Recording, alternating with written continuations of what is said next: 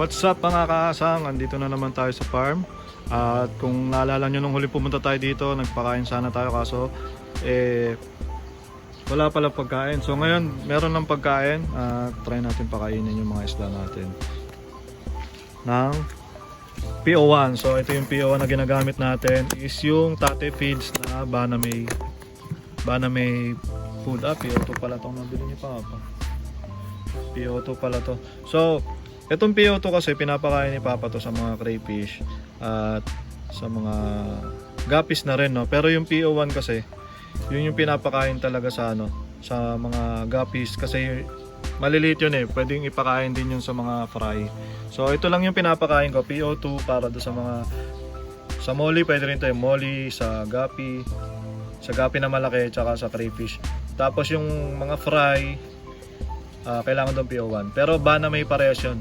Tate Feeds na Banamay. So, hindi ko lang sure kung ano yung iba kasi mixture nun Marami kasi PO1, PO2 pero depende yun sa brand tsaka kung para saan ginawa. So, yung Banamay kasi yun yung mga shrimp na maliliit. So, yun talaga yung formulated yung Banamay Feeds para doon. At pansin ko lang din maganda rin yun sa ating mga guppies tsaka sa mga molly. Yan, mga isda natin. So, itong mga PO2 pwede yan dito sa mga PKBM kasi ito malalaki naman ito. So, once a day lang kami nagpapakain dito na yan, ganyan ka konti lang kasi konti lang naman sila. Konti-konti lang, no. Akala kasi ng iba kailangan nila pakainin kasi lagi silang lumalapit, di ba? Siyempre yung mga yung mga isda basta may lumapit pag nasanay yan na may nagbibigay ng pagkain talagang lalapit at lalapit. Pero hindi mo dapat talaga pakainin yun. So kukuha muna ako ng PO1 kasi wala pala tayong PO1. PO2 lang yun nandito. So yan guys, ito yung PO1 natin. Sa mga hindi makakaintindi, ano ba yung PO1, PO2, no? Kasi may mga bago tayo na dyan na fish keeper. Yung PO1, PO2 hanggang PO4 ata yun, PO5. Yun yung size nung pellet. Size siya. So yung PO1, yun yung pinaka-pino. Tapos pataas ng pataas, PO2, PO3. Palaki ng palaki yung nun. Palaki ng palaki yung butil. So ito i-compare natin yung PO1 sa PO2 para mas maintindihan niya. Ito yung PO1, ganyan ka-pino siya. Yung PO2 medyo mas malalaki. Medyo mas malalaki siya. Tingnan natin Ayan o. Diba mas pino siya. Yun kasi yung size. Yun yung size ng mga pellets. So yung PO1, PO2, marami ring brand yon, marami ring formulation yon. Depende sa Depende sa kung paano siya ginawa, kung para saan siya. So meron tayong yun nga yung Banamay Feeds, may fry booster, may tilapia, may halo-halo yan kasi syempre iba't ibang isda, iba't ibang pangangailangan din nila. So may mga pagkain ng catfish. So ayun, ang ginagamit ko nga is yung Banamay. Yung para dito sa sa guppies natin. Wala naman kasing guppies na formulation para sa Tate Feeds kasi wala silang ganun. So ang pinapakain ko is yung Banamay. So subok ko na to kahit noon pa. Hindi pa baka mabuhos. Sa mga fry natin, yan fry ng ano ba tawag dito? Red balloon platy, yung mga guppies natin. Ito lang din ang pinapakain ko dito sa farm.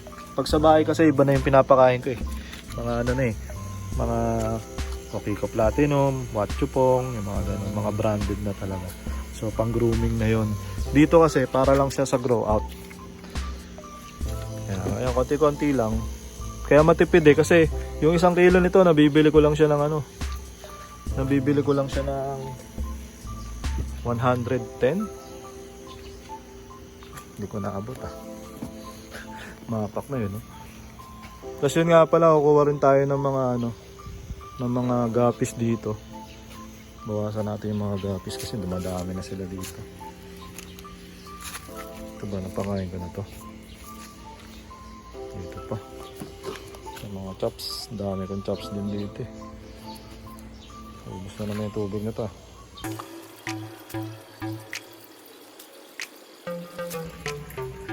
Tapos yun, lagyan na rin natin ng tubig. Bale ganito lang kami mag water change dito. Pag yung tubig, pinapaapaw lang namin kung saan namin gustong paltan. Yan, kunyari yan. Tapos may mga naman yan, may mga overflow naman yan. So tatapon yung konting tubig tapos madadagdagan ng malinis. Yan, ganyan yung ginagawa ni Papa kasi mahirap din para sa kanya na mag-siphon tsaka alam mo yan, magpalit. So ang ginagawa niya ganyan, pag kalangalapitan natin para makita mo. Nara ito, medyo dark na yung tubig dyan eh. Lalagyan ko siya na malinis. Tapos may mga butas yan sa gilid. Saan ba yun? Makita. Hindi ko makita yung butas. Naabot na yata niya yung butas. So dito may mga butas yan. Nakalimutan ko na kasi ako binutasan. Ito. Ayan may mga butas. So pag inabot yan, tatapon yung tubig dito. Ayan, sa butas. Lapit pala.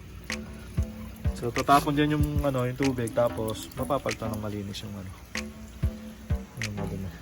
So lahat yan may butas yan, kaya kahit umulan hindi yan mag-overflow. Tapos yung tubig naman, sa mga nagtatanong, tubig ulan okay lang naman sa mga isda yun, kasi sa natural habitat nila naulanan din naman sila sa mga ilog, di ba? Wala namang pagkakaida yun. So wag lang kayong gagamit ng tubig ulan na solid na alam mo yun, isang buong ganito tubig ulan tapos lalagay mo isda. Yun ang hindi ko magagaranti sa inyo kung magiging okay yung mga isda nyo. Pero kung mauulanan yan, konting percent lang naman, hindi naman mapapalitan lahat ng tubig ulan. So goods pa rin yun para sa mga isda natin. So yung kuha muna akong mga guppies, tas uwi na tayo. Ayan guys, kuha tayo dito sa iniisip ko kasi kunin na lahat, tapos iwan ko na lang yung yung mga ilang peraso sa ibang strain. Itong ating ang dami ko na kasi nito, ano tawag dito, pero pwede rin albino full platinum, pwede rin akong kumuha. Parang kumunti yung natin dito, 2 peraso na lang nangyari dyan, 2 na lang yung molly dyan. So ito, sasalain ko to, maglagay ako dito ng mga dambu ear. Maglagay ako ng ilang peraso lang dambu ear dito. Ano ba meron dito? Makita ito mga mga feeder toy. Grabe, naging na yung halaman jungle na jungle na yung halaman. Ayan yung mga feeder toy, kita nyo na. Ito, madami pa rin tayong dambu ear. Dumami na yung dambu ear dito. Kita nyo ba? May mga may mga jubi, tsaka mga may mga fry. Gawa na natin yan dyan. Ito, dambu ear din ito kasi may makita dito, nag-crash na yung natin dito. Yung ating purple dragon natin dito, wala na. Papangit na ng ewan ko ba? Ayan umangit na sila, napabayaan Maganda pa naman pero parang parang hindi na gano'n. Kaganda para ibenta. So kukuha muna ako ng mga isda. So yun mga kasang, babalik pala ako dito bukas. So bukas ko na lang gagawin yung mga iba kung pwede ko pang gawin. So kumuha lang ako ngayon ng ito yung mga feeder tuloy, mga dambu ear mosaic tawagin. Breeder to para iuwi ko sa bahay at try natin paramihin sa bahay. Tapos chops, magawin na rin akong chops, pagkain ng ating mga flower. So ayun, sana nag-enjoy kayo sa video na to. At ayun, abangan nyo na lang yung mga susunod kong upload. Maraming salamat sa mga nanood. Peace out. Kala di ko maano. Bigat Peace out.